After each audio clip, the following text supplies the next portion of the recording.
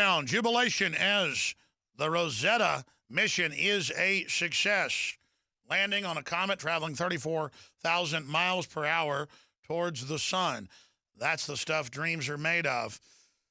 Well, we got Freeway Ricky Ross, the biggest coke dealer probably in U.S. history, ever, quote, busted, joining us to blow the history of CIA drug trafficking wide open. Of course, the big movie, Kill the Messenger.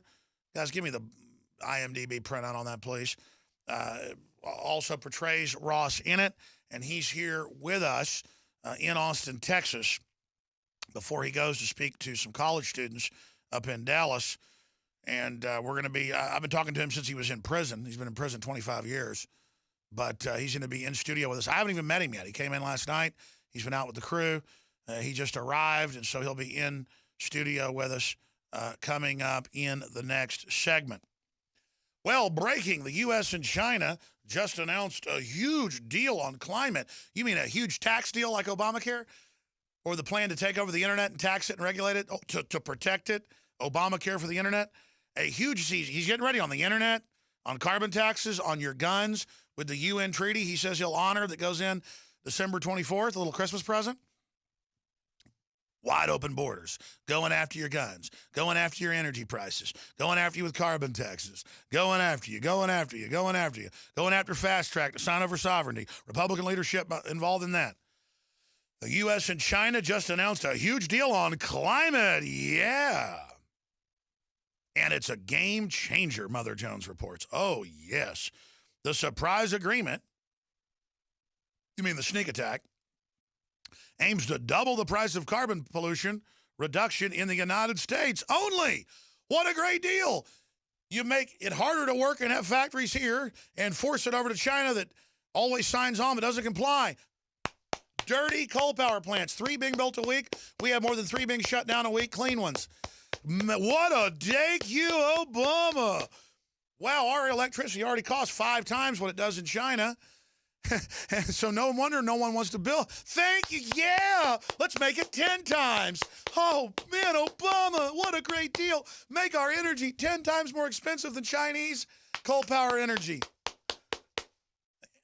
And the average American goes, I don't own coal stocks. I don't have a coal stove. All you electric car people with your Volts and all of you that are like, look at that gasoline guzzling truck. Oh, my gosh. Oh, and you got your electric lawnmowers. It comes from coal. Coal, coal, coal. Coal, coal, coal.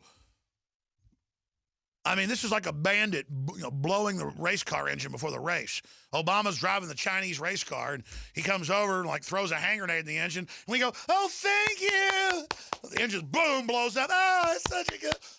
And he's like, wait, the engine didn't totally blow? Throw an Obamacare hand grenade in there. Ha, ha, ha. Ha. Bring in 60 million illegals to bankrupt things. Another hand grenade.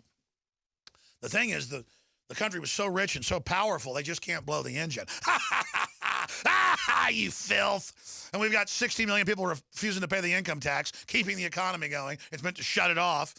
Oh, you filth, you trash, you scum. I mean, this country's under total attack. In a surprise announcement last night, the world's 2 biggest economies in greenhouse gas emitters, the United States and China, said they will partner closely on broad-ranging package of plans to fight climate change, including new targets to reduce carbon pollution, according to a statement from the White House. But it's going to start out with doubling the price in the U.S. because we're the leader in that. And look at Obama smiling. Can you imagine? Oh, because they don't just cut the power off. They then charge you more for it. Coming up in the 3rd hour, we're going to open the phones up for listeners. Your chance to talk to Freeway Ricky Ross. And, of course, Rick Ross has been recognized as a major pawn of the CIA drug war game. He was a pioneer in the crack cocaine trade in Los Angeles. Ross harvested millions of dollars a day as an unknown participant of the CIA and U.S. Drug Enforcement Agency ops. And then long after he got out of it, they still set him up and sent him to prison. And here's my issue. It's the government that made narcotics illegal when prohibition ended of alcohol because they needed another business to skim off of. That's on record. They've been shipping the narcotics into this country since they made them illegal. You could buy cocaine, heroin, speed, anything under different names at the drugstore. You would go and get coke syrup, cocaine syrup, shot into your, quote, tonic. That's where soft drinks came from. I know I had family that, basically worked in that business up in Waco, where Dr. Pepper comes from. It had cocaine in it, too. In fact, one of my ancestors actually named Dr. Pepper. The point is, doctor will pep you up. So this guy's been a Dr. Pepper as well. You make it illegal, though, it brings all the prostitution, it brings all the money laundering, it brings all the exploitation into it and makes it dirty. And how are you going to legalize slavery again in this country? How are you going to scoop up 3, 4, 5 million people and throw them in jail every year and take their rights away? You do it by putting something highly addictive. Beer's addictive. We're going to lock them up for that. Fast food's addictive. Going to lock you up for that. They throw it out, hope people pick up the adulterated poison filled with all sorts of toxic garbage, and then when they catch you on it or catch you selling it to support your habit, you're going to be thrown under the jail. And then the prisons are broken up into racial gangs, the black gangs, the white gangs, the Hispanic gangs, the Asian gangs, just like they're breaking up the rest of our society. This is a social engineering program on record. And Rick Ross could have shut up about the CIA. He could have gone along. They wouldn't have given him a life sentence. I remember interviewing Gary Webb. He's got the big Renner film out right now. Of course, Kill the Messenger, dealing with it.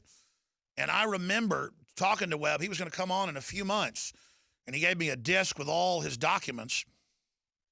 And he was going to have a new book coming out to vindicate everything he'd done, everything he'd said.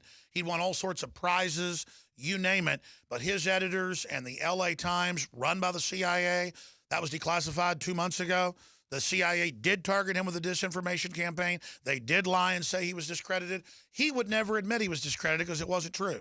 And before he could vindicate himself, they killed him. Now, why would the CIA declassify that a month before the film came out 2 months ago? Why would they do something like that?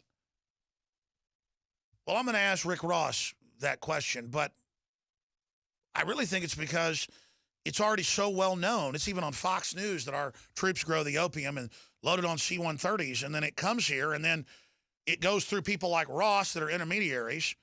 It goes CIA to the Black Front because it's the black man bringing us the drugs. He's the bad guy, not the CIA, not the establishment. It's the Tony Montana type. It's the Cuban. He's behind it. It's the black guy, or it's the white trash guy in the trailer selling the drugs. No, it's not. And then as the economy shuts down, more people want the drugs. Your daughter gets hooked on them. Now she's a topless dancer. Then she's a hooker. This is how you bring down society. And then you got SWAT teams running around paramilitary for the war on drugs. You got the Patriot Act they're using for the war on drugs, merging it all together so everyone's under suspicion.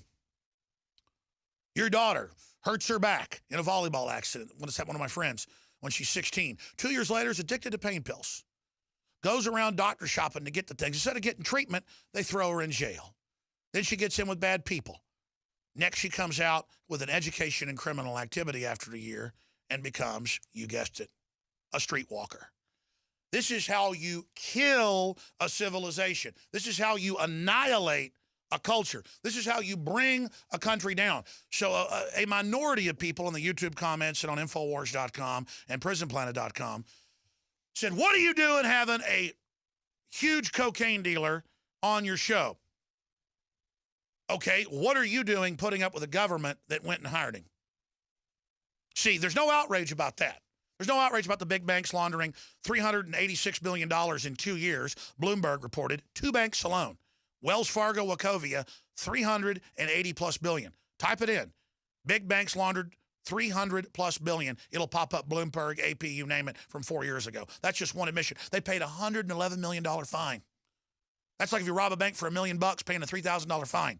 It's a slap on the wrist. It's not a slap on the wrist. It's like them flicking a penny after they rob the bank to the cops. You walk out, the cops open the truck up, help you load the stolen money, and you throw them a quarter. That's what this is. That's how this system works. And now it's expanding the racket with all the psych testing in the schools and the drugging of the kids that way to get them into the system. I am the real RickRoss.com, freewayrick.com, Freeway Rick Ross. And I'm not going to go over his whole bio, but in '96, he hadn't dealt drugs in years. They were getting rid of everybody. See, they always flush the people that work for him. He was sentenced to life imprisonment after being convicted of trying to purchase more than 100 kilograms of cocaine from a federal agent. Ross became the subject of controversy later that year when a series of articles by journalist Gary Webb in the San Jose Mercury brought to light a connection between one of Ross's cocaine sources and the CIA as part of the Iran-Contra scandal. His sentencing was later reduced to less than 20 years and released in September 2009. He's finally off the probation, the harassment, all of it, able to put his book out that's excellent. We're selling it at InfoWarsStore.com. Even if you already know all this, give this to friends and family. He is currently in the process of creating a feature-length film for his life story, Cracking the System, and creating his autobiographical book, which is now out. And that is Freeway Rick Ross, The Untold Autobiography by Rick Ross with Kathy Scott. Available right now at InfoWarsStore.com or by calling 888-253-3139. I admire Rick Ross because I talked to Gary Webb about it. When this came out about the CIA and his trial, he didn't really know about it. He was blown away. Everything suddenly made sense. They said, just shut up, don't cooperate with this reporter and people, and we'll go easy. He didn't, so they gave him life in prison. That was clearly done politically, so it was reduced. But it doesn't matter. The issue is he's repented of it. The CIA and the New World Order haven't. So he joins us now until the end of the transmission, the next hour and 45 minutes. We'll open the phones up for Rick Ross next hour. But, Rick, it was like sunny and 80 degrees a few days ago. Sorry you got to be in Austin when this global warming cold front hits, but thank you so much for coming. No, I'm just blown away to be here. I remember when I was in prison and you tried to come down to see me and make sure that I was okay. And it was one of my dreams to sit here with you in the studio, and here I am today. And I'm just blown away, man. And thanks for still having me here. Oh, it's awesome to have you. And you're speaking to college students all over the country. You're speaking to the Black Congressional Congress Press Club. You're at the premiere with Renner of the film. I mean, you're having a big effect now. And that is so exciting that you can really educate people, because back when this all first came out, people didn't believe the CIA was bringing drugs in. I didn't believe it. I mean, I'm going to be honest with you. Even when Gary reported the story and I was like, oh, this guy Gary, what is he talking about? I was involved with the CIA and no way. It wasn't until the CIA themselves told me that they were involved and put out their report. I mean, that was when it really hit me that, hey, Gary was right, because, I mean, it was just hard for me to believe. How can a little guy like me who wasn't supposed to succeed, couldn't read, couldn't write, high school dropout, I mean, how could I, be involved with something this big? I mean, it was just like totally shocking to me. I'll be honest with you. Let's start at the beginning. And in the few minutes we have before break, start at the beginning of your life, get into how you got into drug dealing, how you suddenly found this incredible source that made you the biggest dealer on the West Coast, and then we'll lead right through your trial, prison, the drug war, and phone calls. All right, let's do that. Well, I was born here in Texas, Tyler. My mom decided that she wanted to try Los Angeles, give us an opportunity to have more than what she had. She was a maid here in Tyler, so she moved to L.A. I moved in during the Watts riot. Right when the riots broke out, I got to see the Black Panthers, and I used to want to be a Panther. So I go to school and, trying to be like any other normal kid, want to be a police officer, a firefighter, or airplane pilot. Started playing tennis in high school, did pretty good, made All-City, was offered scholarships, but I couldn't read or write. So when it was time to take the scholarships, I couldn't go to college. So I found myself with the one thing that I thought that I could count on was my tennis to get me out the ghetto. And I found that was no longer an option for me. So I found myself back in the streets in South Central Los Angeles. So I'm walking around trying to figure out, what was I going to do with myself, and couldn't get a job, even though I was a very hard worker. Had no problem, rolling up my sleeves and doing whatever, car washing, taking out trash, any number of things. Just anything that I could do to start making a living, I was willing to do it. Well, one of my friends came from college, and he had this stuff called cocaine. Stay right there. We're going to come back there and start with your friend from college coming back. Freeway Rick Ross is our guest, the Untold Autobiography.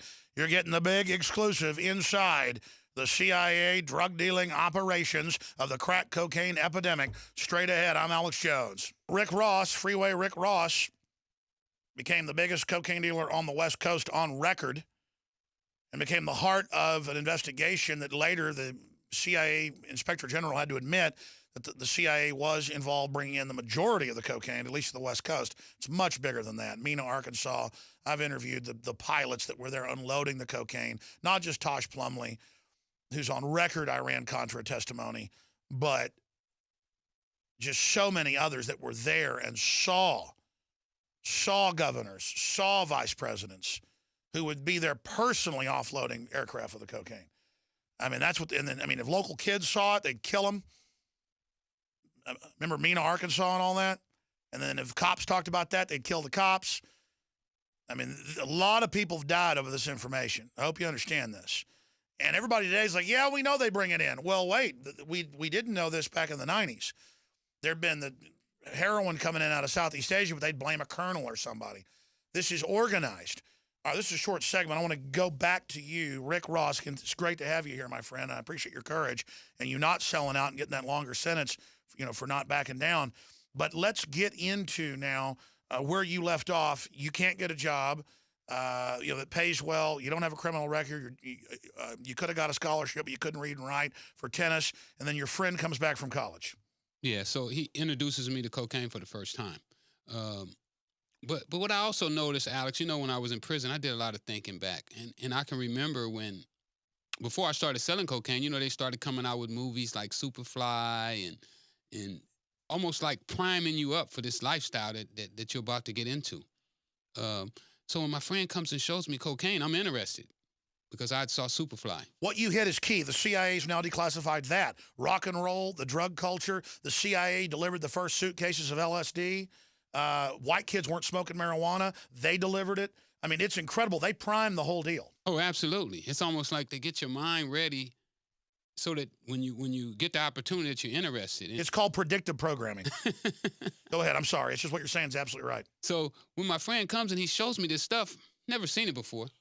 It was yellowish white. And I'm like, well, I thought cocaine was supposed to be white. He's like, no, man, this is it. So he introduces it to me. He gives me a little bit, like $50 worth. He said, go and see what you can do with it. So I go around the neighborhood and I'm asking everybody. Nobody knows what it is. I'm going all over South Central LA. Finally, I run into a guy. He was a pimp. And he says, let me see it.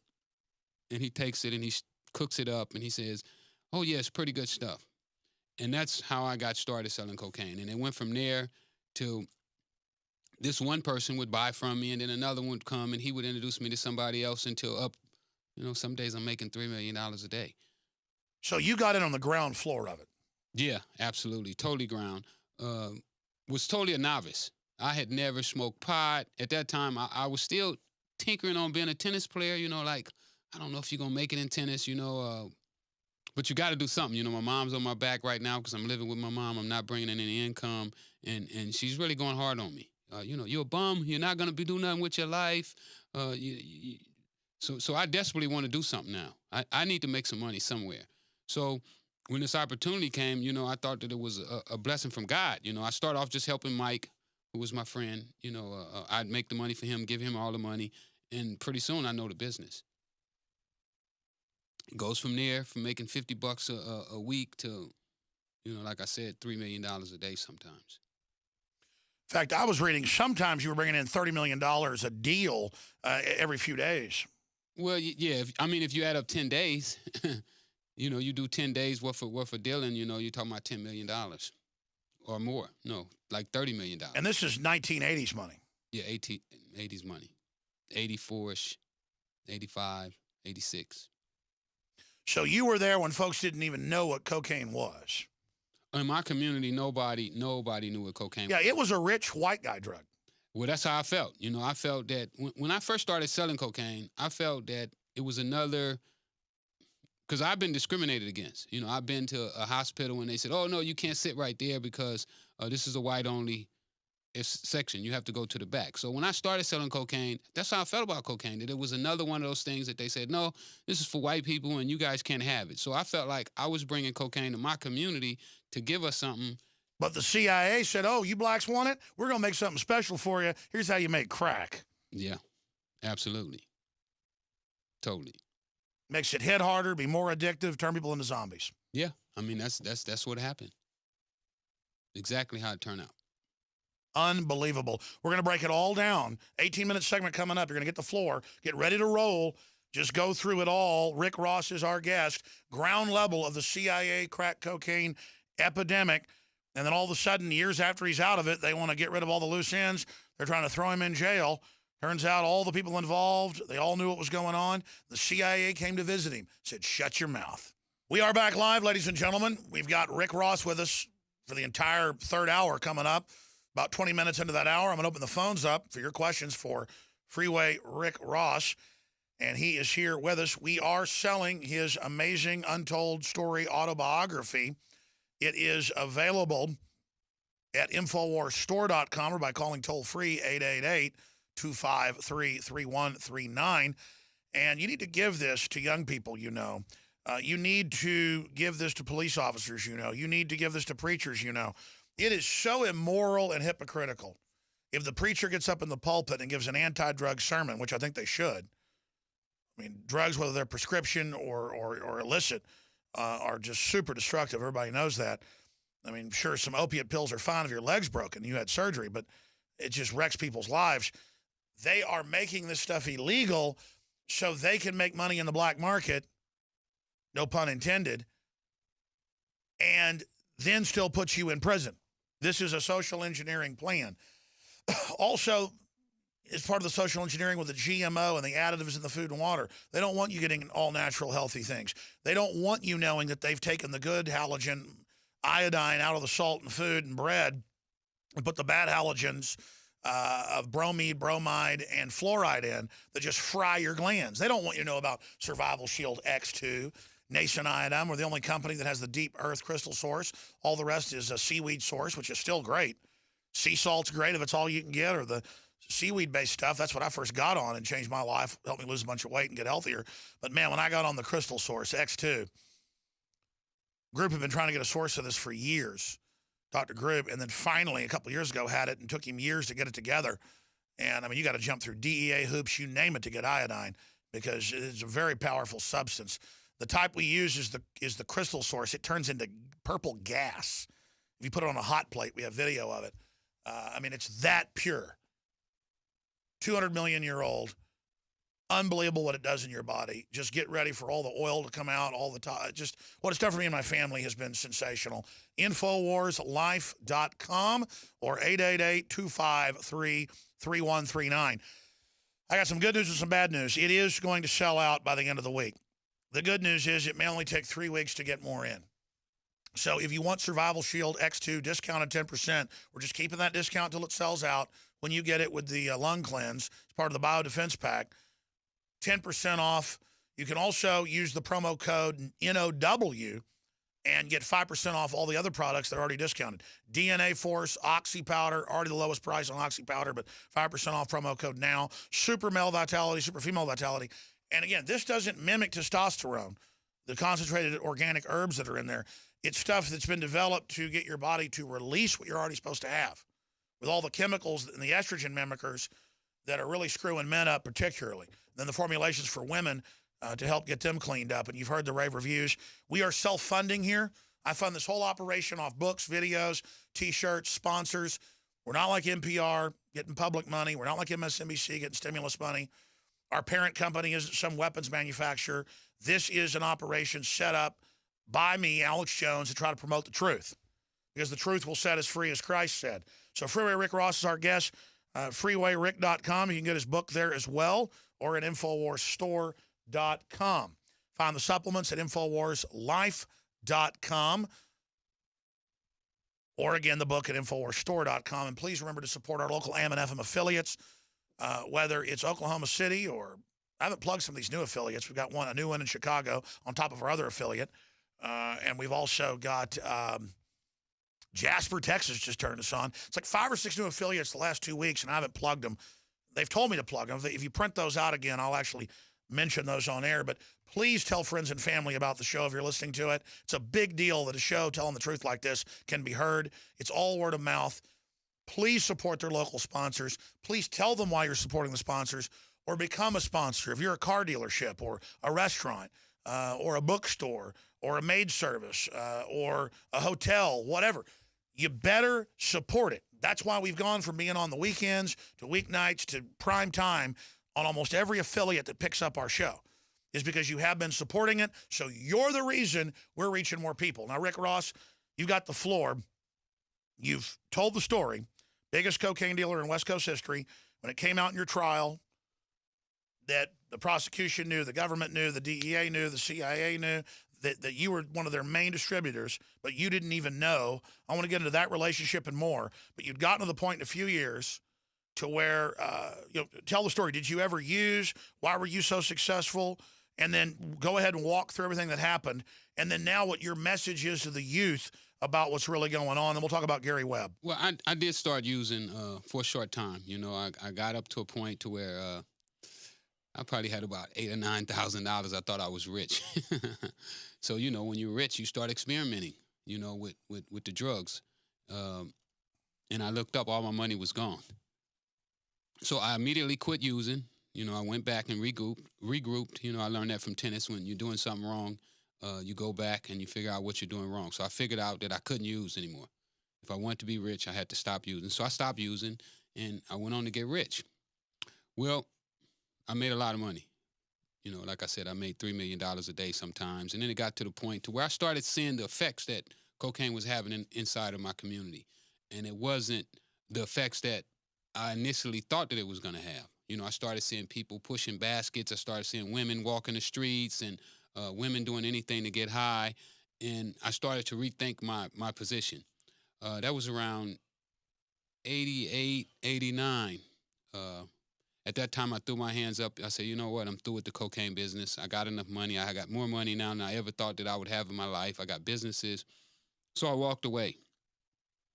Well, what happened is the government came back and indicted me for the things that I'd already done. Went to prison. Did 5 years in prison. I got out. Immediately after I got out, they had Danilo Blandon started to call me. And his goal was to get me back inside of drugs, but I didn't want to go back. I was trying to go straight. He hounded me for like 6 months to introduce him to one of my friends. Once I made the introduction, my friend handed him a bag of money, and the cops swooped in, arrested all of us, and they got me for brokering the deal, for making the introduction, saying that I knew that they were going to be doing a drug deal, and for that reason that I aided and abetted the crime. Doing that crime, they gave me a life sentence. While I was sitting in jail doing this life sentence, fighting my case, I was approached by a reporter, Gary Webb.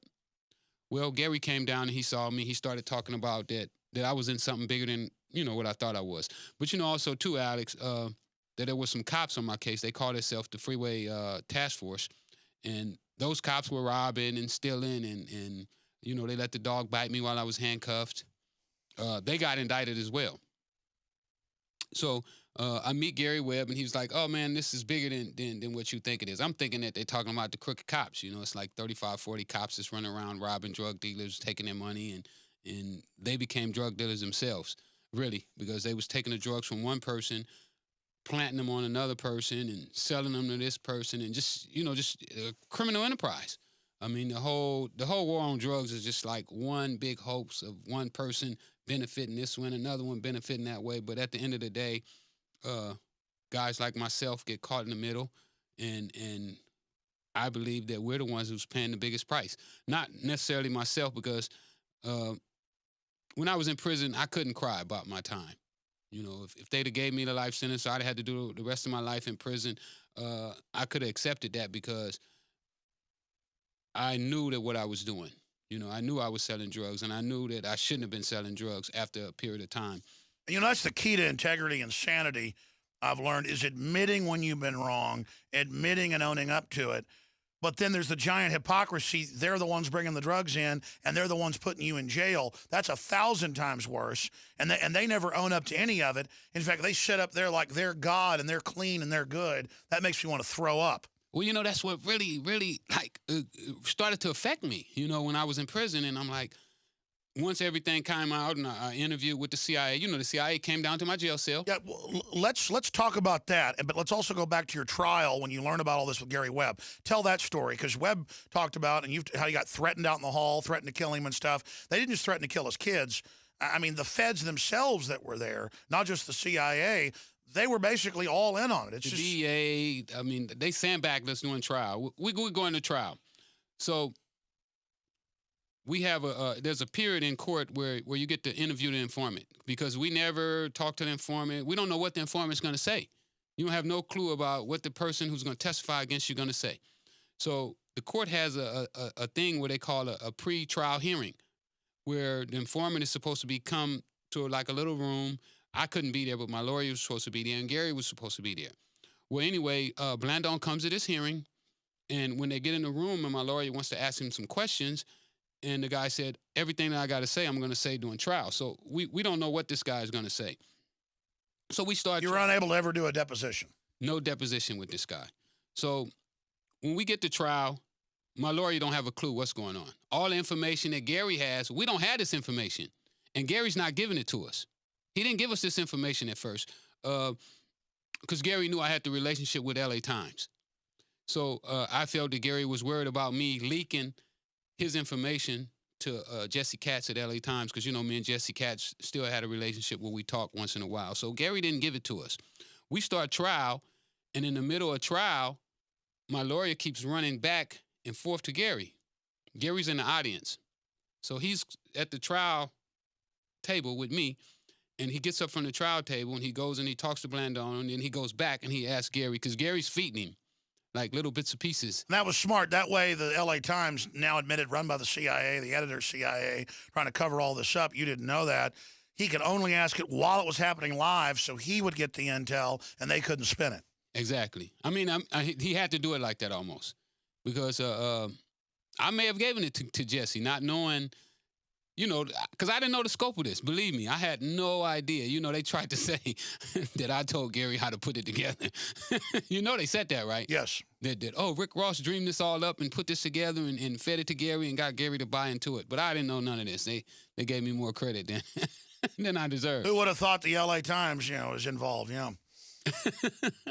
That's how it works, though. You're going to take down a culture and bring in and make trillions off drugs. You got to run the newspapers. Yeah, you have to. You have to. And that's what's so amazing. Even right now today, you know, it baffles me that people don't know this. I'm like, the CIA admitted it. They got a report. You can go to their website, and the report is on their website, and people don't know it. By their Inspector General. Please continue.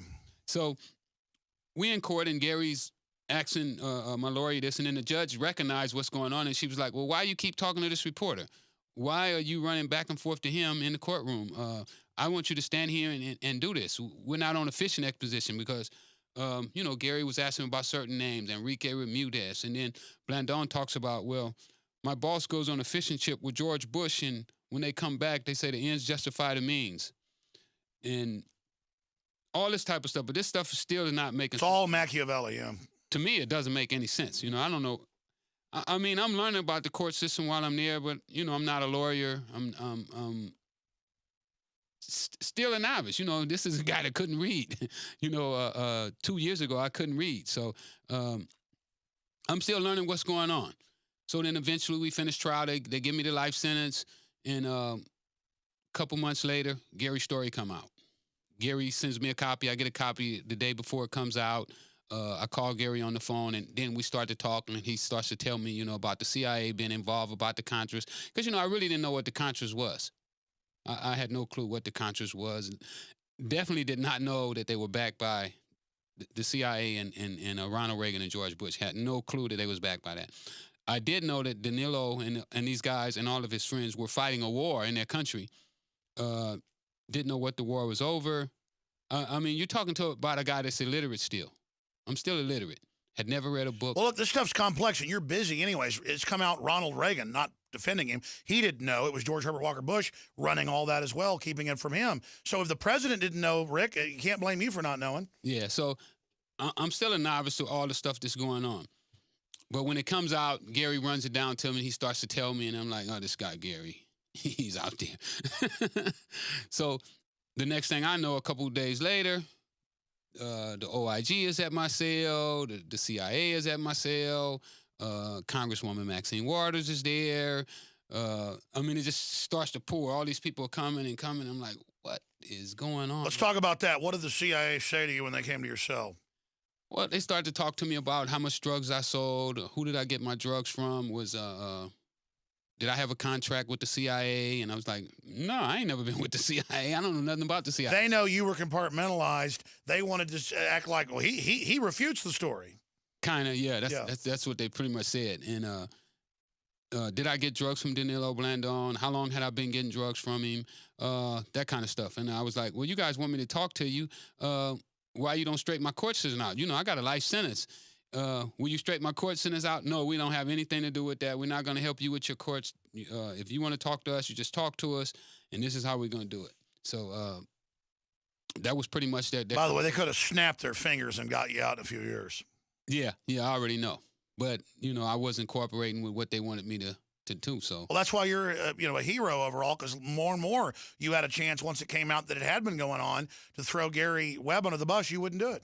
Oh no! I respect what Gary does, what he did, and even. Well, you're right. He's still alive. I mean, he's living on through through a story. Absolutely, you know, and people, you know, they always picking here and there about every little thing, you know, like even with the movie, you know, oh, well, what you didn't like about the movie? How did you like this? And you know, it's like, hey, it's his spirit that people have to respect. I mean, this guy stood up for justice. He felt that, even though I was selling drugs, that I still had rights that had to be respected and that we should be treated. You shouldn't be in jail when the CIA sold you the drugs. I've had the pilot on that was flying them in to the military base. Yeah. That they were then delivering to you every week. Yeah, and what I didn't feel that way about myself, but I feel that way about guys right now in prison, because right now we have guys in prison that's been in prison 25 and 30 years, never shot anybody, never carried a gun. All they did was sold a lot of drugs and got a lot of time, and they're still there right now today. Yeah, for those that don't know, the guns are down at the street level where dealers might get robbed or something. Up at the top, other than bodyguards, I mean, were there ever guns? No, you didn't really need guns. The only time I would carry a gun if I went to a club or something like that and I would think somebody might be going to kidnap me or try to do something to me. It was only self-defense. Never, I mean, you got more money than you can ever spend. What are you going to do with a gun? You know, guys who carry guns robbing people. That's because they're broke. When you got plenty of money, the only way you want a gun is to protect your money. That's right. That's what good guns are for, is protecting your family and your money. I got my mind on my family, and I got my hand on my gun. We'll be right back with Freeway Ricky Ross. I'm Alex Jones, your host. You're getting the inside scoop live. Reuters reports U.S. states pot legalization not in line with international law. UN says we can't decriminalize marijuana. See how we're going under global government? Obama says he'll put carbon taxes in on us even if Congress doesn't agree. Said that in China. See how we're living under these foreign banks' control. Parties come and go, but this continues. Look at this. This came out a few months ago. CIA admits to destroying Gary Webb's career with the country's largest newspapers. We're going to talk about that next hour with our guest. We're going to get into a whole bunch of important news. Here's the latest story at Infowars.com. Russia announces deployment of bombers over the Gulf of Mexico as a new Cold War kicks off. Survey, Americans have smartened up to mass government spying and are totally against the NSA. D.C. school strips Christmas from calendar after Muslims complain. China jails CIA's imams. And we have a second video emerging of the Obamacare architect calling the American people stupid and admitting it's a ripoff. Continuing in the UN, causing all sorts of sterilization. They've been caught doing that. That's just some of the news up on Infowars.com and PrisonPlanet.com. Freeway Ricky Ross is our guest. He, of course, is played by a fictional, not a fictional character. He's played by an actor in an account of the real-life events that happened. It's almost like a documentary in Kill the Messenger, the hit movie out about the late Gary Webb. I want to hit this right now before we talk about what the CIA said to you, about your message to young people, about where you see the country and the world going. Then I want to open the phones up because they'll ask a lot of questions that I didn't think to ask. We're also going to send out a Twitter hashtag so folks can respond, just whatever they want to come up with, to ask questions of Rick Ross, who's in studio with us. But in the few minutes we have before break, Rick, we've talked a lot about this. He was coming out with a new book. He was talking to me. He wasn't ready to come back on until his new book came out. He wanted me to put an online bibliography up of a bunch of documents. He was talking to a bunch of other people. He was talking to you. I talked to you right after they killed him, or he committed suicide, as they say, in jail. You didn't buy it. He told you they'd been breaking in his house. He'd had to move. They'd threatened him. I liked how the movie basically implies they killed him, but it ends before they kill him. This story of him shooting himself twice in the head, what did Gary Webb talk to you before he died? I mean, he talked to me about how he was very excited. He had all the proof to back up what he said. Yeah, he told me he was going to keep going, that he was going to get to the bottom of it, and that he wasn't going to stop until he was done with it. And he did tell me about a new book that he was working on, and he asked me if I would be a part of that as well. So, I mean, you know, I was talking to Kevin Booth when Kevin Booth is the one that told me about what happened to Gary, and I was like, what? I couldn't believe it. And right after when I spoke to you, you know, and that's when you asked me, you know, on air, was I thinking about committing suicide? And I was like, no, where did that come from? And I didn't really understand what you was doing until after I went back to my cell and I thought about it. What you were doing was making sure that everybody knew that I was thinking right, that I wasn't planning on killing myself, and that I was stable and whatnot. And yeah, I'm never going to commit suicide. You're never going to commit suicide? No, never. So if you get shot twice in the head, you didn't do it? I love absolutely. If I get shot once in the head. Gary Webb, you think they killed him? I mean, it looks like it to me. I mean, just I'm not a forensic or anything like that, so I really can't say if it's possible that somebody can shoot themselves in the head twice. But it just seems odd to me that a person could take a gun, and because I shot a gun before, and you shoot it and the gun does like this here. So then you take Stay there. We're going to talk more about it back in 70 seconds. Man, I tell you, you ought to hear what we're discussing during the breaks. Rick Ross on the ground floor of the CIA crack cocaine epidemic. He wants to get into hip-hop and how it's a weapon. And, of course, a lot of insiders like Professor Griff and others have documented that. I've talked to famous people that I can't say their names, multiple major rock and roll stars who were in the meetings at MTV where they said, sorry, rock and roll's gone. We're bringing in the hip-hop, gangster rap, and we're weaponizing it. That's the word from the Chiefs. And, boy, they've done a job. So that's coming up in the next segment. Getting back to Gary Webb, when you went to the premiere, hung out with Renner, who also helped finance it, did a great job. Knowing the story as good as I do, I was really freaked out because it was so accurate. Obviously, they couldn't show everything, but it was so they really, I think, captured his spirit. I really admire Renner now. I do too. And I met Renner at the screening. Me, him, and Michael, and the director, and the head producer. We all took photos and whatnot, and it was just like, almost like Gary was there. You know what I'm saying? Gary's wife was there. His kids were there. So for me, it was an opportunity to meet people that I had never met before, but I spoke on the phone, and to meet his wife and his kids, and just the whole environment was like, man. Everything that Gary was doing was still alive, you know, to know that he hadn't died. I wonder how his so-called friends at the newspaper that turned their back on him, I wonder how they feel now being so famous in this film.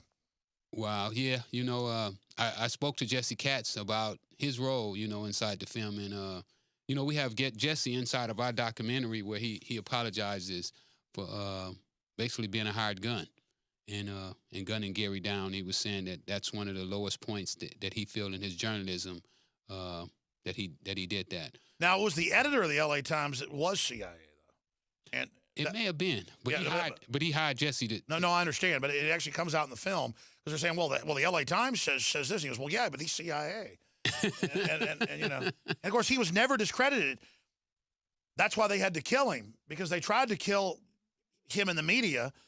And then that didn't work, so they just killed him. Well, you know, the internet saved the story. I mean, if it wasn't for the internet, the story would have been dead, you know, from the start.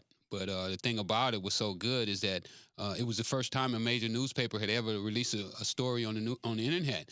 So once it hit that internet, it just started going from person to person to person to person. And, another thing, it was the first time that blacks had ever really came out on the internet the way they did. They really came out and... let's talk about that when we come back, and then we'll get into the hip-hop and your message to the young people. But we ought to find those clips like where Mike Rupert confronts the CIA director and Maxine Waters does. You can find it online, like Mike Rupert confronts CIA director, Maxine Waters does. And Deutsch just shuts down and then had to quit after that. I mean, people were mad. They're like, you put this on our streets? That was powerful. Yeah. When he came down to South Central at Locke High School. I want to get your take. We'll start talking about that some. Well, he came to South Central because it was such an outroar in South Central LA. Blacks were mobilizing and they wanted something done. They wanted answers. People had kids in prison and it really devastated the black community. Right now we have 600,000 black men in prison for selling drugs. No violence, not rapes, not robberies, just drugs. Marijuana, cocaine. And these people wanted the answers. They wanted to know why were their kids taken away so long. I have about 11 friends that's been in prison right now, 26 years. From selling drugs, 20, maybe even 30, some of them. So people want answers. And Dutch felt that it would be better to address it than to let it keep simmering. And a big mistake he made, by coming to South Central and confronting those people because they really gave it to him. We're going to play the clips of Mike Rupert and others. And I guess it was Maxine Waters visit you in your cell. Who was the congresswoman that was there at that Juanita event? McDowell. Maxine Waters was there, too. That's right. Okay, I'm going from memory here. They both was there. But they did find the clips. We'll play those when we come back, and we'll give the phone number out so you can have your questions and comments, and we'll take your Twitter questions at Real Alex Jones. Stay with us. I will tell you, Director Deutsch, as a former Los Angeles police narcotics detective, that the agency has dealt drugs throughout this country for a long time. All right, you can watch an hour of that famous C-SPAN footage, and of course it made Deutsch resign a few weeks later, and then it caused an Inspector General report, and they admitted it. It all came out. That's the thing. People say, government involvement, 9/11 would come out. It has. Government involvement sterilizing people would come out. It has. Government involvement shipping drugs in would come out. It has. It came out in the 60s on the opium, the heroin in Southeast Asia. It's come out in Afghanistan. It went from 7% of world opium production in Afghanistan to 93%. That's the UN's own report after our liberation of it. I don't need to play the Fox News clips again or CNN or ABC, them admitting our troops guard and grow the opium. Do you understand that, folks? And then if your son or daughter is dumb enough to get on heroin, God forbid, or unlucky enough, they're going to throw them in jail when they shipped it in? That's crazy.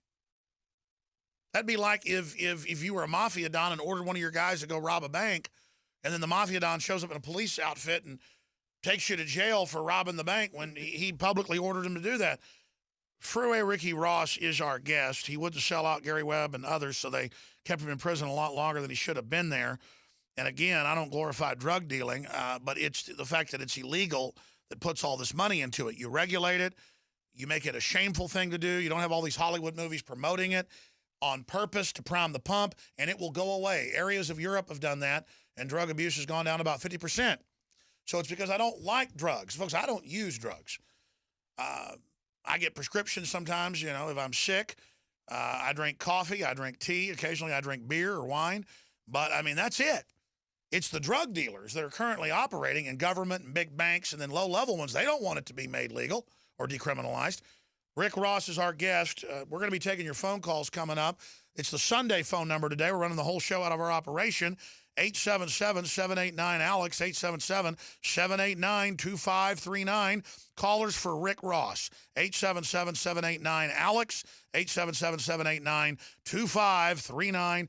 And we've got your Twitter questions coming in at hashtag Rick Ross. Just tweet at us with hashtag Rick Ross on the IW chats at Real Alex Jones on Twitter. We've already got some of those questions pouring in.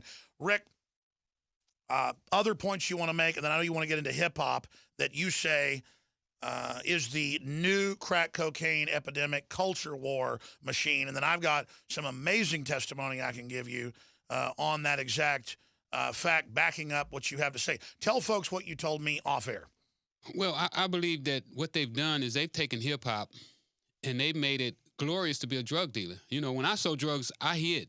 I didn't want anybody to know I sold drugs. But now they got these guys who've never sold drugs, technically. You know, one guy was a correctional officer who goes by the name of RickRoss now. He took my whole identity, and the court said that he could do it, that he could prance around the country and say that he's me and take my whole life and use it, and there was nothing I could do about it. I can't stop him.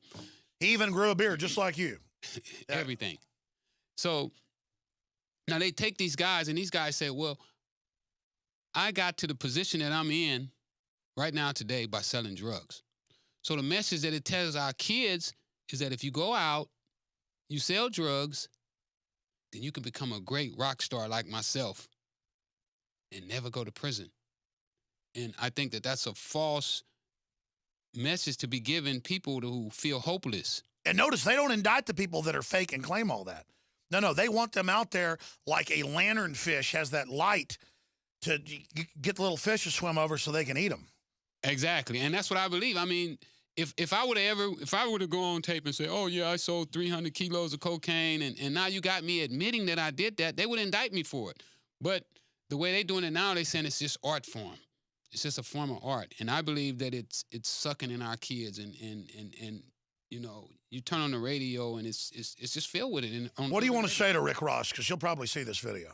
Well, the fake Rick Ross. I would tell him that it's time to change, that it's time to tell the kids the truth, you know, and let them know that technically he's never sold drugs and that he didn't get his money from selling drugs, that Universal gave him the money to do the things that he's doing, that it's okay to admit that you never did that, and not let our kids believe that they can go out and sell drugs and never pay a penalty for doing that. Does it make you angry to see him doing that? Well, really, the whole culture. I mean, I'm disappointed in the whole culture. Really, not really him, because I don't think that he understands what he's doing. To him, I believe that he's making a living, and he's almost like I was when I sold drugs. So he don't understand the... But you were actually doing it and taking the risk. He's out there selling this culture and this idea where young kids are going to go out and get their lives ruined or killed. In my book, that's a lot worse than what you did. It possibly... At least you had your butt hanging out there. Yeah, and they're getting it to maybe even more people than I did. I mean, you know... Well, notice, though, even though these guys are fake gangsters, they're always getting shot up and killed because real gangsters come after them, or other people that think they're gangsters come after them. It's totally sick. It is. But then, you know, you go to our schools, and guess who you hear on the radio? Playing on in a high school gym on the turntables. Guess who you hear on there? Jay-Z. Well, I'm glad you're speaking to high schools and colleges. We need to get you to just thousands of them. We need to shut this down. Well, you know, it is, and you say that it's harder for me to get in with my message than it is for them. They'll pay these guys $100,000 to come there and tell the kids how much drugs they sold and how glorious it is to sell drugs, and they don't even want me on campus. Because you're going to tell them, it's the government, it'll ruin your life, don't touch it. And by the way, you're going to go to prison forever if you don't. And it's that message that'll keep kids off drugs. Not the one of, oh, it's sexy and fun. You want to get involved in this. This is how you really start rolling and getting all the chicks and everything. No, you're not going to get any of that. You're going to end up getting TB in a prison cell. Exactly. And get your lights cut off at 7 o'clock at night. Told when to get up in the morning, when to go to bed, and how to live your life. It makes me sick. And they're going to give you a job. Or you can't get a job on the street? Oh, well, they got a job for you in prison. It's called Unicor. And you're going to make money, prison money, 25 cents an hour. And the job that you're going to be doing, skillful job. Because people on the street, well, they get $35 an hour to do that same job. But we're only going to give you 25 cents. But that's all you need. Because we're going to feed you, house you, we wash your clothes for you. You have nothing to worry about in here. And then the good old boys sit around going, I hear they got hot tubs and cable in them prisons. I say make them work. And then they wonder why their son or daughter can't get a job in a factory because the factories are all built on the side of the prisons. Absolutely. For 25 cents an hour. Yep. And then they charge you as much as 50 cents a minute for a phone call. So you got to work 2 hours to talk to your wife or your girlfriend or your son or daughter for 2 minutes. Yep. Absolutely. And then, visits, they only let you visit twice a week. It is such an evil plan. And then you may be like I was, where your family is in L.A. and they got you in Texarkana, Texas. So you may only see your family once a year, if you're lucky. If you're lucky. You look like you're about to cry thinking about all those kids getting sucked in by those spiders run by Universal and all the rest of them. I mean, they're setting up webs to catch kids and put them in that prison. Absolutely. Absolutely. When, they got what they call now, I just spoke at a conference in San Francisco. They call it from Head Start to the prison pipeline. So they say they can tell right now. They got people that say they can tell right now a kid that's in kindergarten if he's going to prison. Well, I read a report. It was in mainstream news in New Mexico about 2 years ago that the biggest prison corporation in the world was financing security at the school and was there admitting they're preparing those kids to go to prison. That the whole thing is just an induction pipeline right into the prison. Yeah, it's crazy. I can't believe it. I mean, how would people stand around and go for something like this here? I can't do it. Well, there are people like Professor Griffin and others that are exposing what's happening in hip-hop. Yeah. I spoke to Professor Griffin. We plan on doing some things together. Yeah, he's a really great guy. Army veteran, really smart guy, trying to expose what's happening. Well, the record labels are not going to touch those guys, though. Even though they're the real pioneers of hip-hop. Absolutely. But he can't get a record on the radio. Totally underground. It's going to be up to us, the people in the streets, like, what you're doing right now. I mean, mainstream won't touch me. They won't give me an interview. They won't talk to me. A drug dealer in my studio? Never. Instead, you're the real Rick Ross saying don't use drugs. And they got the other Rick Ross running around making kids think it's sexy, and they want him in the schools. That's because the spiders want to get those kids. Oh, absolutely. Stay there. I want to come back, get into anything else you want to cover, and take phone calls, and I'll tell you my story about the inside. Your Twitter questions, your phone calls when we start the next segment. Rick had more he wanted to say about, quote, dumbing down. He was describing it like, well, I guess training wheels on the kids right into prison. Get more into that, Rick Ross. We're talking about hip-hop and how they program the kids on how they're supposed to act. Well, like myself, Alex, they made me believe that I was dumb, that I couldn't read. And, people ask me all the time, who was it? Was it my mom who didn't teach me how to read? Was it the school? Well, I don't really know. But what I do know is that I had come up with a mentality about myself that I was dumb, that I was stupid, that all I should be was a thug. And that thugging was cool. And when I looked around from my prison cell and I started to look at all my friends, that they all thought the same way. And it was this programming that put us in this position that dealing drugs and gangbanging was easy for us to accept. And I believe that hip-hop is doing that right now, but on a more massive scale. The kids now, they wear their pants like we used to. They talk the things that we used to. They're ready for prison. Absolutely. They're ready to be punked. Absolutely. It's at an all-time high right now. It must be a joke to the CIA mind controllers to have the young guys already wearing their pants saying, hey, I'm ready to be raped. I mean, they must be really proud of the masterful job they've done. And now they're deploying that hip-hop culture into everything. It's taking over. Oh, absolutely. Endorsements. I mean, big companies, companies that wouldn't touch that type of lifestyle before, is all over it. Right? They don't want to have kids wearing sports jackets and doing well and you've got a future and no, you're crap. And now the rock and roll music's, oh, we're all dead, we have no future, humans are crud. They need us to feel bad about ourselves and that we're hurting the earth, so we roll over and basically become slaves. Absolutely. Other points you wanted to make before we go to break. And that's the point that I believe right now that our kids are in, and that's why I'm out here on the streets working to let them know that I couldn't read, but I eventually started doing law. I found the issue that eventually helped me get out of prison. So, I wrote a book now. In a couple. And you're here warning people about drugs right now. Absolutely. And that's what matters is you've changed. You understand what you did wrong. And that's more valuable than somebody that never even went through the trials and tribulations. You're a veteran. Right. A veteran of this tyranny. And you're here seeing through the matrix now. That's a beautiful thing. It's like Christ is on the cross and he's there next to the thief and everything. And the thief apologizes, accepts it. His heart's right. And Christ says, tonight you'll be with me in paradise. But the soldiers and everybody, they just went along with it. Yeah. They think they're winners in this world, and they're not. Absolutely. Well, we've got to warn the young people to never use drugs the first time. I mean, marijuana is a gateway, but that doesn't mean we shouldn't decriminalize it just so they can't throw you in jail. But the whole drug culture is ruining people, and the prescription drugs are pushing on kids in the schools are worse than the illegal drugs, and just stay away from them and realize you're not empty if you get bad grades. And then, so you got to go to the dark side. You're not empty just because you don't have a bunch of money. You can paint, you can music, you can go out and help people. That's what's going to empower you is going out and standing up to bullies, not just feeling bad because you don't live like people on television. Yeah, we all can't be on television. It's crazy that they tell us that, if you don't have a pair of Air Jordans, that you're not special.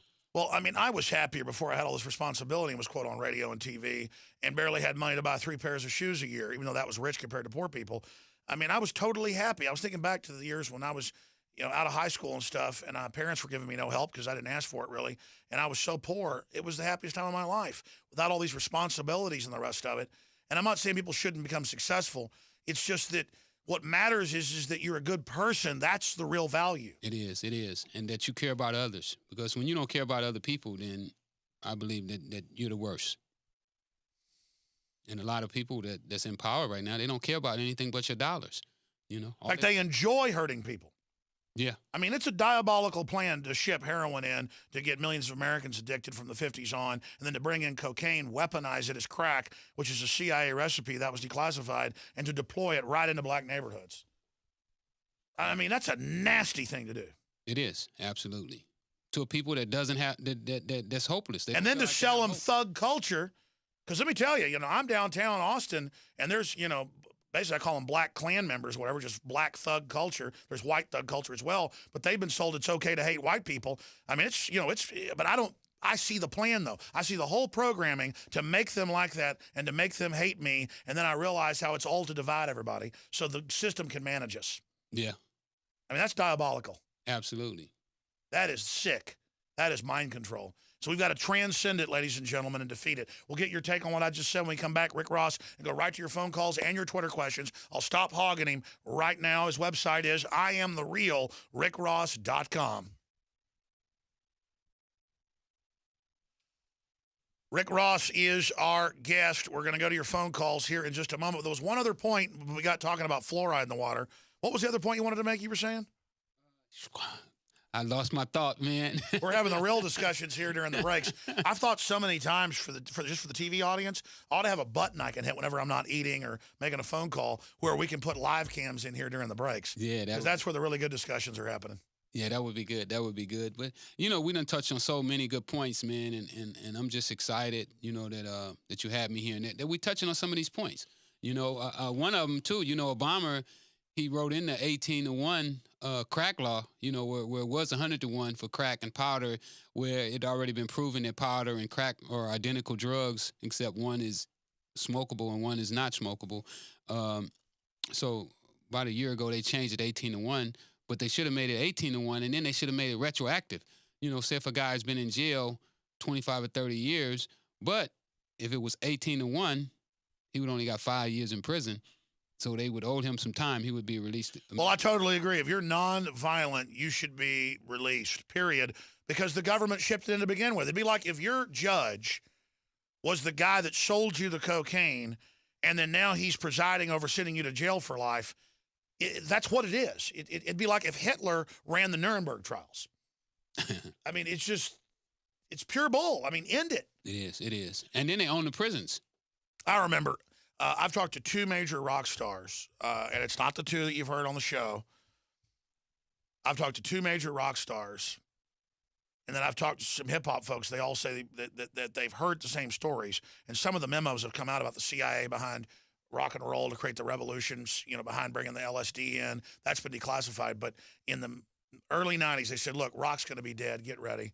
We're going to bring in hip-hop, and we're going to gangsterize it. This is from the guys upstairs. The government wants this. Sumner Redstone at Viacom has been ordered to do this. And big managers and people were all brought in, and they said, you better start flipping to this. That's why you saw a lot of heavy metal guys start doing rap albums and, getting other folks in with them and things, because they were told, we're going to play these on the record. And we're going to put this on the air. And then I talked about my personal self. I experimented here and there once or twice with hard drugs. Always had such horrible hangovers that methamphetamine a couple times, cocaine a few times. I'm on record about that. I just didn't like it. Yeah. I've always been a nicotine alcohol type guy, and that I've transcended pretty much as well. Don't even smoke cigars anymore because I always get back on cigarettes when I do. But long story short, Sheriff McWhorter, who later got busted, he was flying drugs into the Rockwall Airport.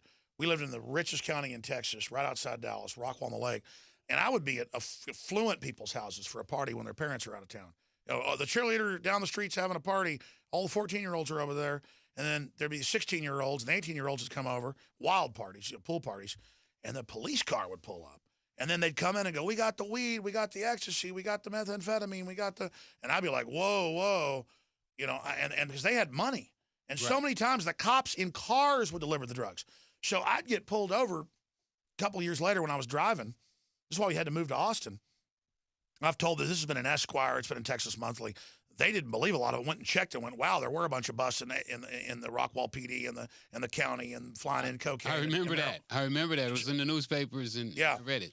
So they were flooding it with drugs, and they would want to search my car, and I'd go, man, I saw you 2 years ago deliver drugs. And they would beat me up, take me to jail, threaten to hang me, told my dad's lawyer, move out or we're going to kill him, basically. Yeah. And a couple years, we moved out, and then later the feds came in and busted them.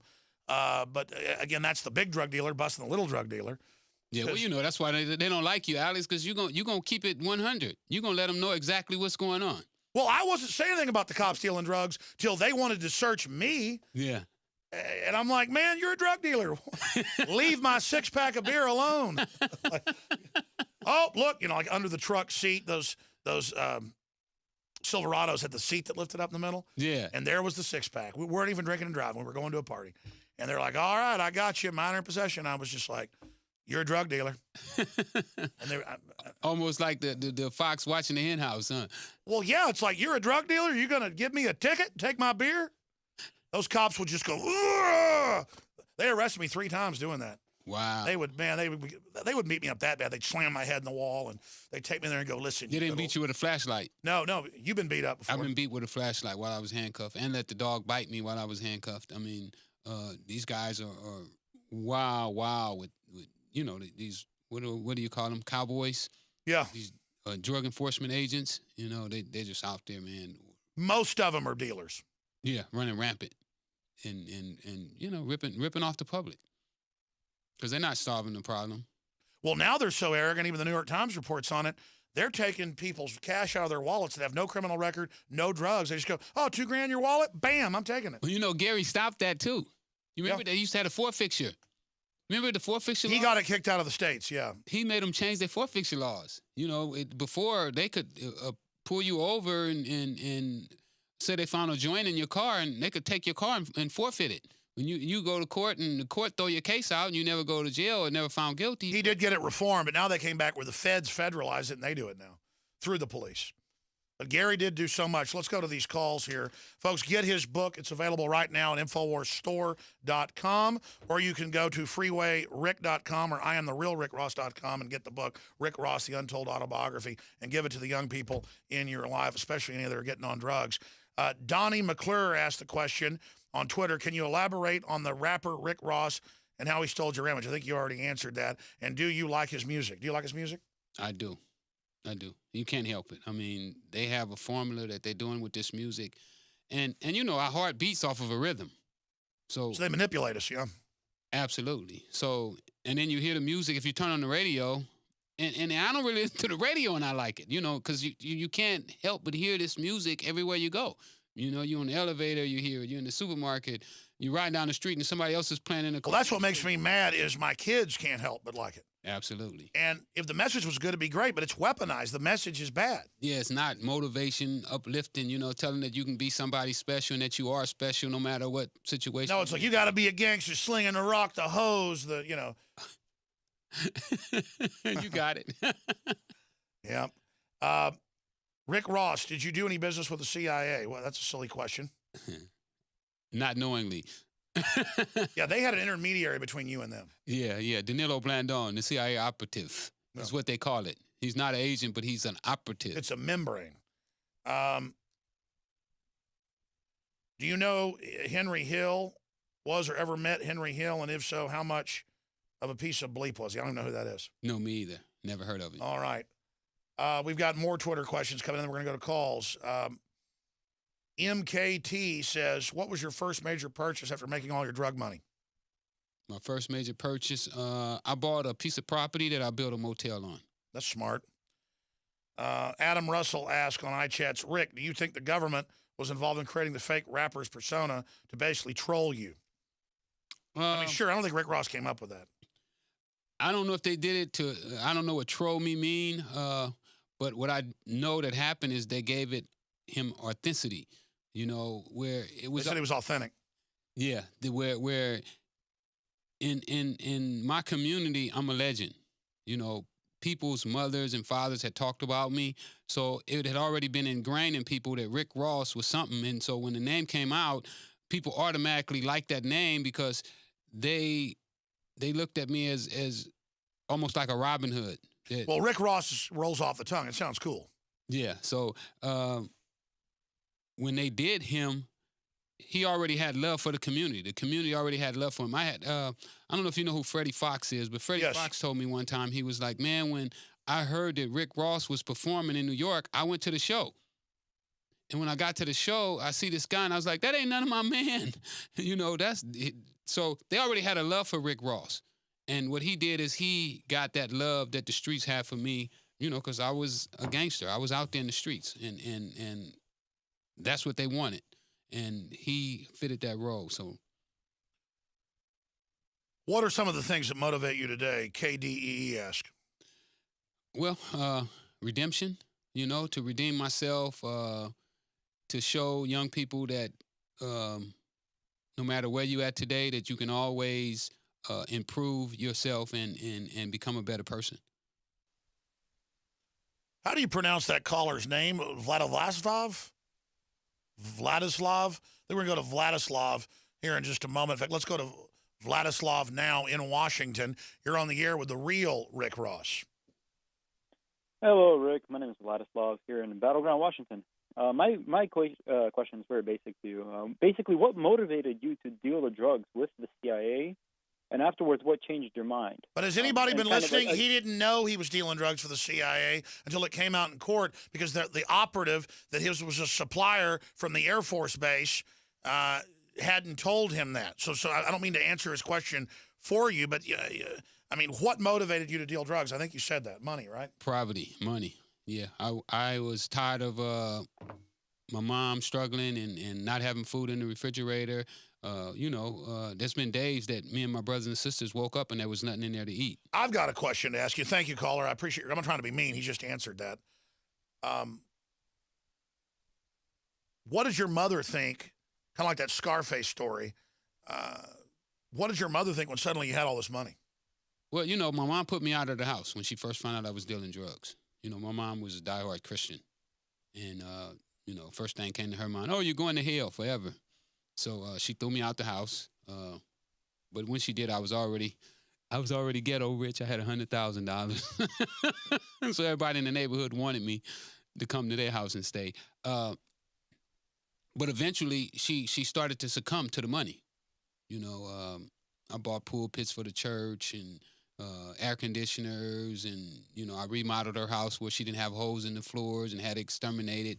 Put the tent over to get rid of the rats and the roaches, and I was still her son.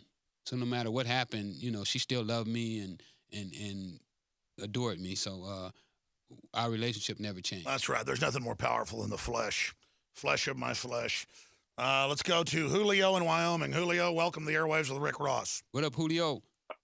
Hey, what's going on, Rick Ross? I first learned about you in college when I was a sophomore, when I first heard about AlexJones. And I want to say God bless you for what you're doing and speaking out against the drug culture. Studying media in college, it's clear we have this predictive program society. A quick story I want to share, just living in Wyoming for a couple months. I've interacted with someone who I work with at my radio station. His brother-in-law, he works for a pharmaceutical company, and he legally, I used air quotes on that, legally purchases methamphetamines and cocaine for the big drug manufacturers. And they go all over the country to pick up legal purchases. But I completely agree with what you and Alex are talking about with predictive programming. There was a movie that came out, a couple of years ago, Two Guns, with Denzel Washington and Mark Wahlberg. And again, they kind of just threw it in our face. They just admit the CIA's bringing the drugs in. It's all just they admit flapping it in our CIA, face. They admit the Army, the Air Force, they're all doing this. My question to you, Rick Ross, is what's one of the biggest keys for us to talk to the youth about drugs? Here in Wyoming, the Native American culture, they're in a huge rat hole because of methamphetamine use. And the Bureau of Indian Affairs, which is basically the FBI for Native Americans, they're the ones who are helping push methamphetamine use here. So how do we talk to the people? How do we even engage the police officers? Schaumburg, Illinois, a big suburb of Chicago, recently, they've been caught dealing drugs themselves and stealing it from drug dealers and pushing it on the culture. Well, that's it. And look, they have to stop. They got rid of alcohol prohibition. Now they brought in this new prohibition, and now they want to grab our kids, and it's just there's never enough, and they laugh on TV and passed Obamacare that's a giant screw job. I mean, this thing is out of control. They're killing the golden goose. Rick Ross, how do we stop the drug war? I think what you're doing right now, Alex, is a start. This is how you got to get started. Because, you're talking about fighting the 1,000-pound gorilla. And you're not going to whoop him, just going head up with him. And you got to sit down and think and talk like Alex is doing right now. And, most people don't even want to talk about these issues. That's right. You got to force it out there till everybody knows. And it's starting to happen. Yeah, and once you start to do that, then you can start attacking it, because when people are dumb, and remember how I was dumb, illiterate, I never read a book, never heard of AlexJones or nothing. I didn't know anything. So anything that somebody brought to me, I went for it. They bring it to you. Oh, this is for you. It's good for you. Take it and use it, and this is how you do it. And then you find yourself caught up in stuff that you never thought you could have been. Well, see, my dad and mom were big into history, and so my dad would tell me when I was young, no, the government brings in the drugs. Here's the Zbigniew Brzezinski's book where he admits it, and when you're old enough, read it.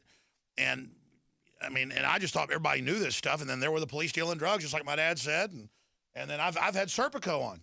What do you think about his story? They police shot him in the face. Yeah, I mean, because he didn't want to deal drugs. I mean, he said the entire New York narcotics department then were all dealing drugs. Wow. I said, what percentage? He said 100%. Wow. Everyone he knew. And then he was even letting them deal the drugs. He just said, and they still tried to kill him. Crazy. Absolutely crazy. Yeah, it's crazy. Thank you, Julio. Let's go to another caller here. Jacob in Missouri. Go ahead. You're on the air with Rick Ross. Yeah, how you guys doing? I just got a quick question for each one of you. If you can just bear with me real quick. I don't use this word at all, but this is an epic interview. This, just like workout interview right here. But real quick, Mr. Ross, I literally did a fist pump when I heard you say that you're getting ready to do something with Professor Griff. I have 4 brothers. A couple of us, we're so much alike we don't get along. A couple of us, we don't see eye to eye on everything. But we have to drop our differences. I mean, what comes next is my question to you, and then I have a question for Alex too. What's next? Can you just get with people like Immoral Technique, KRS-One, and just combine? Like, everybody needs to organize and get together. Well, I agree, but Professor Griffiths wanted to work with me, but I've gotten too busy. We need to get in the system's face And because they want to control music and say, we know you're doing it. Here's the master plan. Here's how you laid it out. And people don't put up with these gangbangers anymore. They're nothing but soldiers of the New World Order to destroy our communities. People need to laugh at these gangbangers, not make them heroes. That's my point. Sorry. Yeah, I agree with you that we definitely got to do that, hit them right in the face. And like I said before, what Alex is doing right now, most people won't even talk to me. They don't want to sit down and debate with me what happened in my life and what I went through. What they want to do is just say, oh, you're no good two-bit drug dealer. You should have stayed in prison for the rest of your life. You shouldn't even be out of prison. They don't want to look at the facts, why I didn't learn how to read till I was 28 years old. Why was the school pushing me through? And these are the issues that need to be dealt with. Why are there 600,000 black men, just black men? And why this country has 2.2 million people in prison right now, and I think like 50-something million on paper. It's unbelievable, ladies and gentlemen. Final segment. We may do some overdrive with the real Rick Ross. I'm Alex Jones. Here's a question that I want to get to. Have you ever reached out to big artists about deglorifying drug dealing, i.e. Jay-Z, etc.? And if so, what was their reaction? Well, I tried to reach out to everybody in hip-hop about us coming together and changing this culture and so forth. Nobody would touch me. Did have a meeting with Dr. Dre and brought up the subject, and I was cut off. Really? Yeah. So right now I'm out on my own. So the man, people know you talk about this, you push this poison culture, or the big boys aren't going to put you on the radio. Oh, absolutely not. They're not going to touch you. You start doing the things that I'm doing, I have to sell my T-shirts, and I bought you one of my shirts, too. Thank you, sir. I have to sell my T-shirts and my books to pay my way around the country. Good-looking shirt. Let me ask you a question. How do folks book you to come speak to their college, their church, or their high school? They can get me on Instagram or Twitter or my website, RickRossBooks.com, Freeway Rick website, and they can book me there. I'm going to wear this shirt. I hope it's an extra large. It is. It's an extra large. Oh, they told you I was big. Okay, the real Rick Ross is not a rapper. I tell you, I'm going to wear this shirt. And it's a nice shirt, too. Good-looking. You feel the quality? I love that fabric. Yeah, I use some nice cotton because I know we like nice things. So I hooked it up, and I think it's important that we send a message to all these guys. Everybody who's promoting this drug culture. I like the fact that Mark Dice, one of our contributors, he really goes after Rick Ross. I love Mark. He's awesome. So you know who he is. Good. Yeah, I know who Mark is. Mark is wonderful. He hits me up on Twitter and Instagram, and we talk about the whole 9 yards. And he went in on the rapper for what he did, and what he's doing. And I think more people should. We should not only go. He stole your identity to sell kids on going to prison. That's got to make you mad. Yeah, it should. Should make everybody mad, and not only mad at him, but mad at the radio stations, mad at the Universal and Warner Brothers. Yeah, I don't think adults know what's in this music. Let me ask you another question here. I know it's a lofty task, says Brandon Bula. But will we ever see Gary Webb's third book, the person says second, but would have been his third book, put out by InfoWars, The Real Rick Ross? Yeah, I tried to reach out to the family, but they were so scared they never talked to me after they killed him. Whatever happened to that book? I don't know. I mean, I was still in prison when all that happened,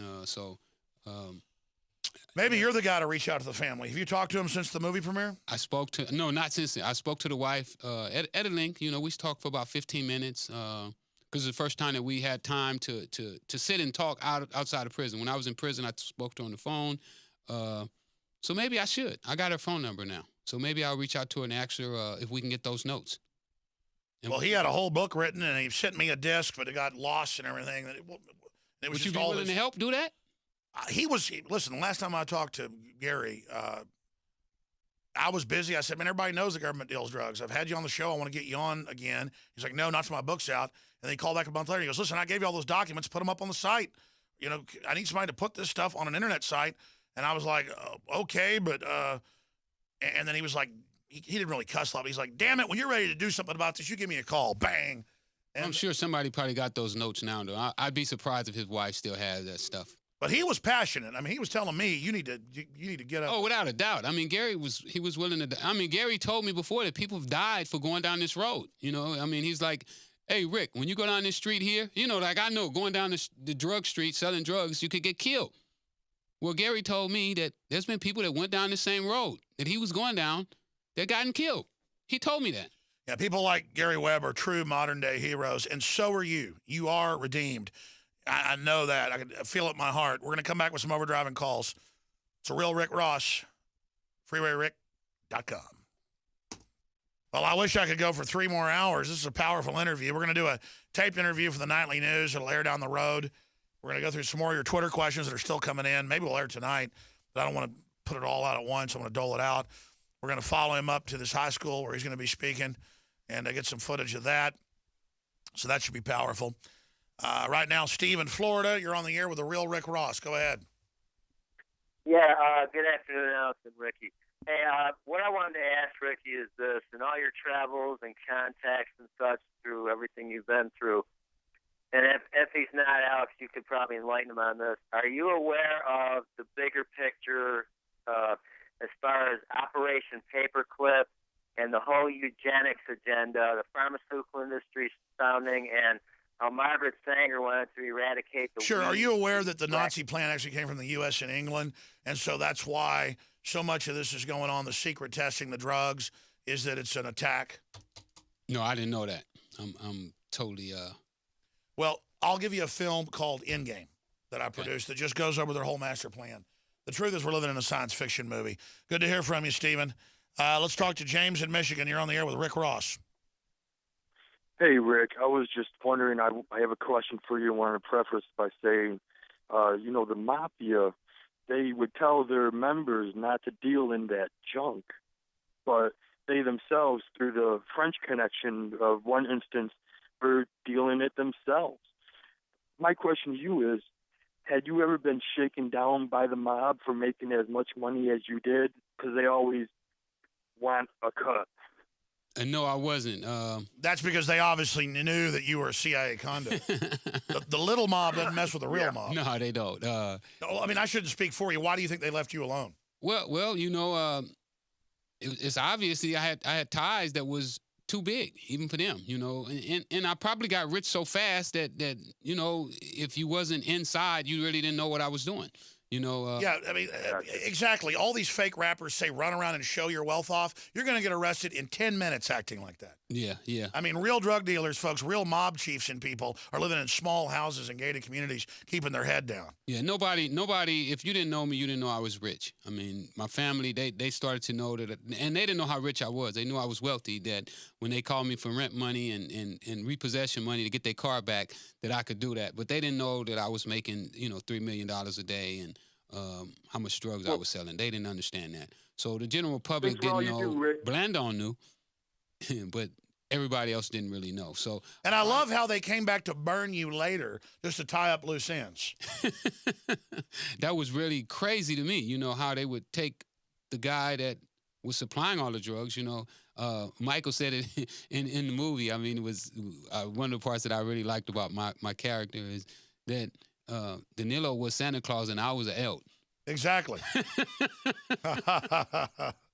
Exactly. So. Oh, boy. Thank you, caller. Great question. Mike in Texas, go ahead. Hey, you're probably here from my Yankee accent. I'm from the Northeast, but I actually left that area about 5 years ago to come down here to get away from a lot of the drug culture. So for everybody who's listening to this, if you think that this is everybody who is of Caucasian descent, if you're listening to this and you think this is just a black issue and I don't have to worry about this because this is just, some African American and his past problems. No, this is in your neighborhood. I grew up in one of the wealthiest communities in New Jersey. This is too powerful. We're going to do more overdrive. Network, can you do that? One more segment? We're going to do one more segment, and then I'm going to have you come back. We're going to, I don't want to work you too hard. You ready to do 10 more minutes, 15 more we'll minutes? do 10 more minutes. All right, I'm going to let you get some lunch here. I know you hadn't eaten since breakfast. Stay there, caller. I'm going to come back to Mike in Texas. Listen, one reason I didn't like the cops dealing the drugs where I grew up was that I had beautiful girlfriends that got on drugs and got ruined. I had buddies I played football with, that were, super handsome, great friends, had great lives, preacher's sons, you name it, lives ruined on drugs. And they were as white as Santa Claus's butt. We'll be right back. By the way, Rick Ross will be speaking at Brave New Books tonight down on Guadalupe Street.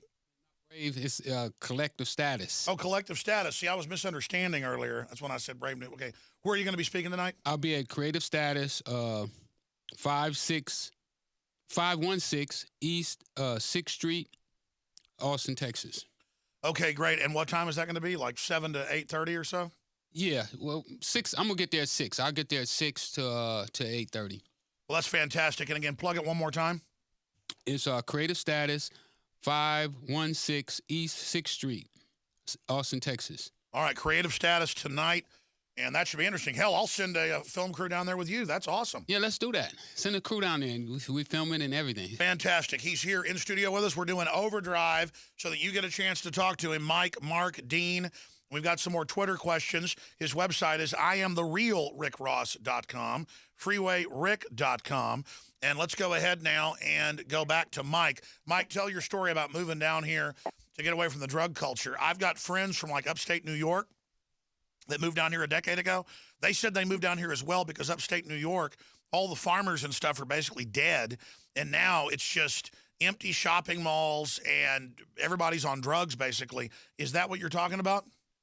It is, yeah. And it's funny you say that, Alex. I was going to mention a good friend of mine that moved here from Kentucky. You know, we're in the telecom industry, but his whole family were farmers, and they can't raise farmers or coal miners. They can't make a living anymore because of all of the so-called, green laws that have been put in. And now everybody's, a meth dealer there or grows pot. The sick thing about my situation is I have in-laws, actually ex-in-laws, who were in the police department in New York City. And they were at a very high level and always worked with drug enforcement agents whenever big busts were going to take place. Well, all of these guys that were, my family members, in-laws, who were in the police department had these beautiful, like mansion-style houses. And I would say, to my wife, my ex-wife now, I would say, I know what your brother makes, and there's no way that he can live that way. And she said, well, they make overtime, and so after years and years, I mean, I'm 50 now. This started when I was in my 30s. I would say, look, there's absolutely no way that this guy can pull down the kind of money he's making on a salary, even with overtime. There's something wrong. Well, we had cousins from my family die from drug overdoses, and I would openly say at family parties and holidays to this guy, I would say, the main kingpin in the family, how do you look at yourself knowing that you work with these people that bring this stuff into the country? And it's not just in the poor black neighborhoods. Oh, it's the rich neighborhoods, black or white or Hispanic. Oh, it's worse there because people got money. That's where the drug dealing's going on. I know. The cops never raid those houses. Now, that's the problem is that in those houses, they don't get search warrants so easy. But in the black community, they can go into a judge and say, hey, I saw this guy selling drugs and I saw this happening. And then the cops just come in and raid your house.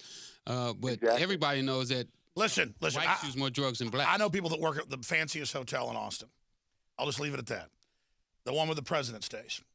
In fact, I shouldn't even get into this because the point is that they'll catch people with drugs and the cops throw it in the trash can because that place doesn't want to have a rep.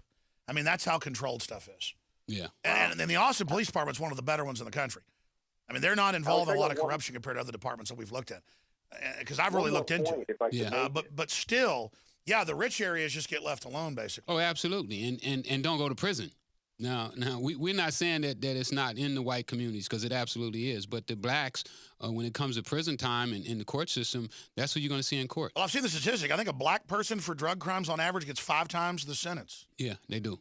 It's exact same crime. You can have the same What are those background. judges thinking? I mean, they must be really racist. I mean, when somebody comes in there that don't look like you. And remember, with this hip-hop culture, black men have been criminalized. I mean, when you see a black guy, first thing you do is hit the lock on your door. This is thug. Well, black folks say they do that. Absolutely. Because this has been planted in everybody's mind that we're criminals. I mean, look at all our heroes. Jay-Z, Rick Ross, 50 Cent. All of these guys are talking about the criminal culture. And Dr. Dre, you brought this, you got a meeting with him. You said you got cut off. What happened?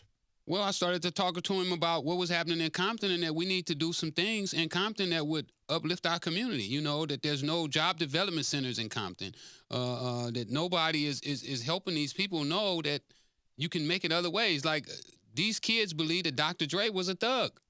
Dr. Dre is not a thug. He wasn't around when I was coming up. So our kids don't understand that. They don't understand that he used turntables to get rich. They think that he sold drugs and then took that money and turned it into music, and that's not what happened. And what did he say? How did he cut you off? He told me he didn't know that this stuff was happening out there. And I was like, how could you not? So he just denies it when he knows full well it's that persona that's selling the records. Absolutely. And that he could use that now and go in and tell them a good message, and he doesn't want to do that. No. Because he wouldn't sound hard and cool and, be in all these Dr. Pepper commercials or whatever if he wasn't up there going, I'm hard and I'm this and that. I'm Dr. Dre. Absolutely. Absolutely. And I think that Hell, Chrysler wouldn't let him have the Dre system in the 300s. if he wasn't a gangster. If he wasn't hard. Let me tell you what's hard is fighting the New World Order. What's hard is getting people not to abort their babies. What's hard is telling the truth and going up against the system, not acting like you're a thug. Makes me sick. And going along with the system. Yeah. A real thug wouldn't go with the system. Makes me want to throw up, I tell you right now. Mike, great story. Thanks for sharing it. Yeah, I just hate drugs. Well, listen, Rob Dew was in a store. I think it was Rob Dew told me about it. I saw the report they did. And they have who's the meth dealer, Breaking Bad, #1 show for a while. Yeah, I never really watched it. And they had he's a meth dealer toy for kids, and he has meth in his suitcase. So the kids go and buy it, and then, they go out and imagine they're a meth dealer. Wow. I heard about the show, but I wouldn't watch it. I'm like... I wouldn't either because I knew, and of course, it made meth get even more popular. Absolutely. They show a guy that breaks bad and everybody accepts it. And he gets, I think that show got so many awards that it was crazy. But that's the same thing that happened with me with Superfly. I see a guy that just like me, who's down on his luck and things are not going well for him, and cocaine makes everything right for him. Unbelievable. Eat that lunch here in just a minute. We're almost over. Mark in Texas, got to move quick. Former cop. Go ahead. Yeah, it's an honor speaking to both of you guys. I just think I was a correctional officer at DDPJ, and I'll tell you this. I found there was, among a lot of the inmates, there was more honor than among the officers, either officers in the street or officers in the prison. I understand now as far as the CIA goes why JFK said he wanted to break the CIA into 1,000 pieces, and it's probably was in his life too. I saw that movie with Kill the Messenger, and it almost made me cry, man. I have to keep from crying, knowing that it's going on. It's my government, the government we pay our taxes to is actually carrying these things out. And I heard about this back in the 80s. I didn't want to believe it. I didn't believe it. I didn't think something this evil could be going on, but unfortunately it is. And it's up to us to get together, and it has nothing to do with black, white, exactly, Spanish, brown. It's just that it's us versus them. The good people against a small percentage of evil that has hijacked our government. We got to explain to young people, when the kids tell you use drugs and it's cool, you got to understand it's all a trap to legalize slavery and put you in a hole. Don't use illegal drugs ever. For no reason. Winning is staying out of the system. And the government is so criminal now. Hey, if you don't do it, make your own decision. You don't want to pay taxes. You want to be successful. You want to do stuff, whatever. That's your issue. It is time to withdraw our support from the system. I'm not advising folks to be, do that. Just do what you got to do. But there are ways to really be counter to this evil culture where you can actually be a rebel. Don't be the fake rebel they tell you to be, is what I'm getting at. Right. The false rebel. Well, you think you're a rebel, but you're really playing right into the system. Exactly. The system's telling you to be this false rebel, wear a hip-hop uniform, so the cops have been trained to go after you. Yeah. You're almost turning yourself in. When I look back at it, I almost turned myself into a slave. That's what I did. Turn myself into a slave. Free at last, free at last. Thank God Almighty, we're free at last. Thank you, Mark. Last caller, got about a minute. Dean in Colorado, go ahead. Yeah, real quick. I just wanted to ask Rick if he had thought about following Rick Ross across the country when he's having concert dates It's a and great set idea. up outside the venues. We could make a Yeah, documentary about you, or somebody could do it where we follow you around where you're trying to get your identity back. And I'm telling you, it'd be a huge hit.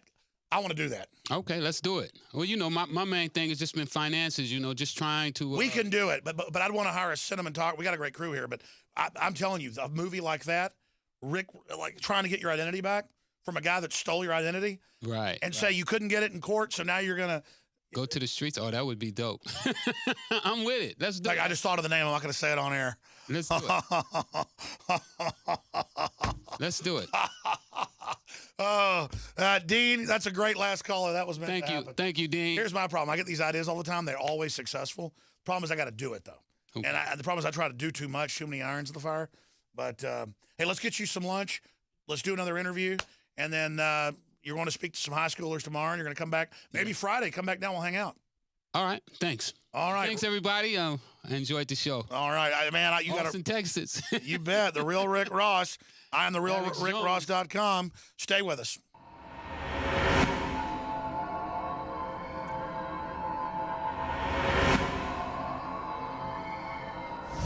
In the past decade, we have witnessed unparalleled scientific discoveries in the area of health. But no one has put together a formula that focuses directly on brain health, nerve growth factors, and optimizing your cellular energy at the same time. DNA Force is one of the most expensive formulas to produce. Some of the ingredients in DNA Force are $12,000 a kilogram. We are using the coveted, patented, only American source of PQQ, CoQ10, and more. You want the best that's out there at the lowest price anywhere? Well, we're bringing you a total win-win.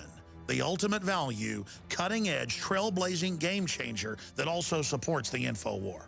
We have produced a limited run of DNA Force, and it will take up to 12 weeks to produce more once we sell out. Secure your DNA Force today at InfoWarsLife.com or call toll-free 888-253-3139.